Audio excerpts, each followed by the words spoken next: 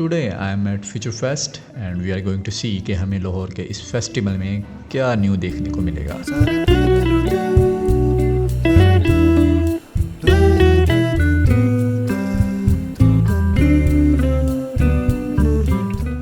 AI के एक तो स्टार्टअप्स यहाँ पर नजर आए हैं, तो चेक करते हैं, उनसे पूछते हैं कि क्या वो नया कर रहे हैं। बेसिकली हम लोग एआई बेस्ड सॉल्यूशंस प्रोवाइड कर रहे हैं वेस्ट मैनेजमेंट एंड रिसाइकलिंग के लिए, और हमारे मेजरली जो क्लाइंट्स एंड कस्टमर्स हैं they are waste management companies और कलेक्टर्स।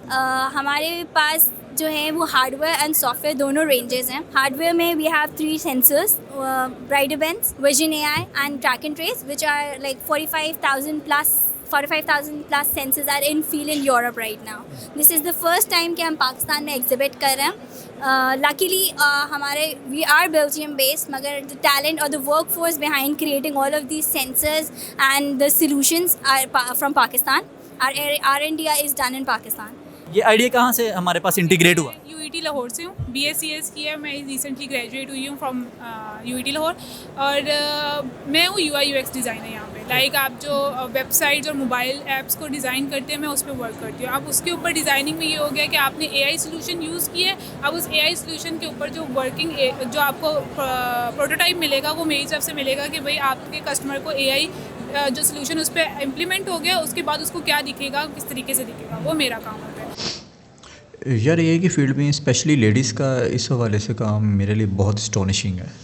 चलते चलते मुझे ये रोबोटिक वेटर नज़र आया, जो कि जापान में तो बहुत कॉमन है। वहाँ पर रेस्टोरेंट्स में ऑर्डर ये रोबोट्स ही लेते हैं, और यहाँ पे ये बहुत जल्द ह्यूमंस को रिप्लेस कर देगा। पाकिस्तान में आ गया, तो ग्लैड टू सी।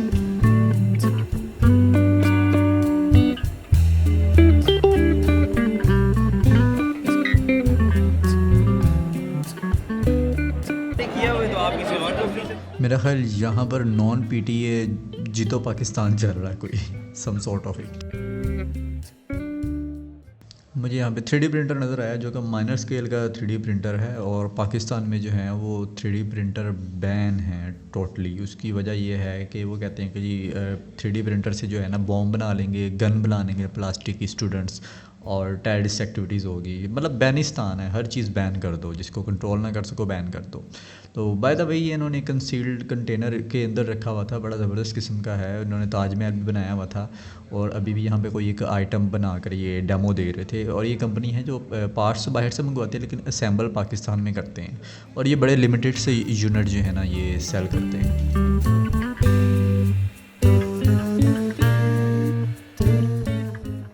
मुझे इवेंट में ये बहुत बेस्ट चीज़ लगी, ये ई-बाइक है जो कि 2.5 लाख रुपए की है, और इनका क्लेम है कि 2 घंटे के चार्ज पे 100 किलोमीटर ये रन करेगी। लेकिन एक प्रॉब्लम है कि ये इतनी लाइट वेट है कि ये बहुत ज़्यादा चोर फ्रेंडली है, और लाहौर में आप इसको कैरी करने का तो सोचो ही ना। सैडली यही प्रॉब्लम है कि यहाँ पर इस तरह के आइडियाज़ प्रिवेल नहीं कर पाते, क्योंकि सिक्योरिटी ही नहीं है। और बंदा बाइक खड़ी करके जाए, पता चले पीछे से बैटरी ही निकाल के ले गए, जो कि लोगों के साथ हुआ भी है लिटरली।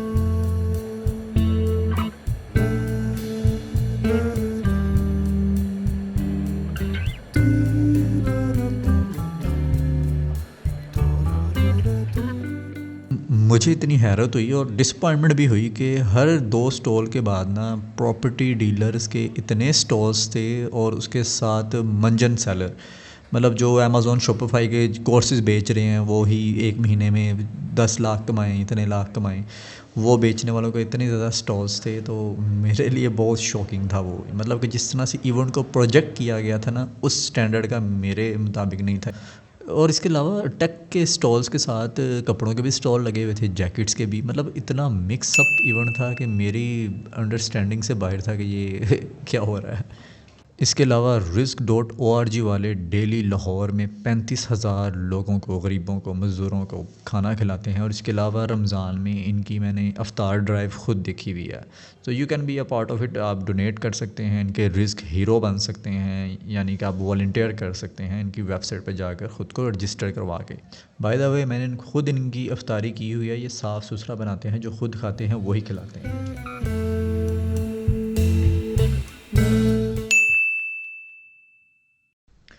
यहाँ पर आकर इवेंट की लाइट चली गई थी और मोस्ट लाइकली इवेंट भी एंड होने वाला था, लेकिन जैसे ही मैं बाहर गया, बाहर मैंने देखा कि बाहर एक अलग ही महफिल लगी हुई थी। दो रोबोट बॉलीवुड के सैड रोमांटिक सॉन्ग पर डांस कर रहे थे and that was beyond my understanding and that's where I decided कि मुझे घर वापस चले जाना चाहिए।